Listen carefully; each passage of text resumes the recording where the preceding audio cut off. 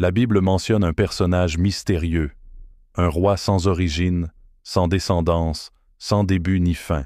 Mais qui était vraiment Melchisédek? Un homme, un ange, ou quelque chose de bien plus grand?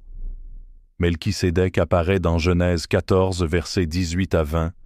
Il est roi de Salem et prêtre du Dieu Très-Haut. Lorsqu'Abraham revient victorieux de la bataille contre les rois ennemis, Melchisédek l'accueille avec du pain et du vin et le bénit. Ce qui intrigue, c'est que son passé est inconnu. Contrairement aux autres figures bibliques, il n'a ni père, ni mère, ni généalogie. Dans le psaume 110, verset 4, il est dit que le Messie sera prêtre selon l'ordre de Melchisédek.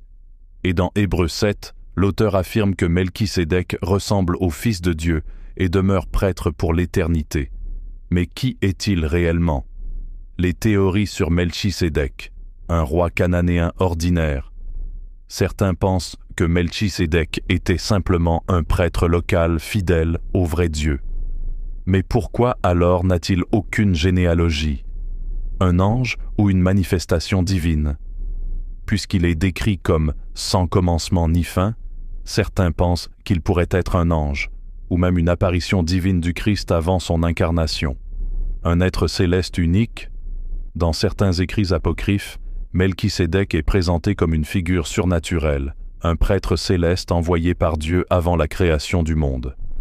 Melchisédek reste un mystère biblique fascinant. Était-il un simple roi, un ange ou quelque chose de plus grand? Une chose est sûre, son rôle dans l'histoire d'Abraham et du Messie lui confère une place unique dans la Bible. Et toi, qui penses-tu qu'il était? Dis-moi en commentaire.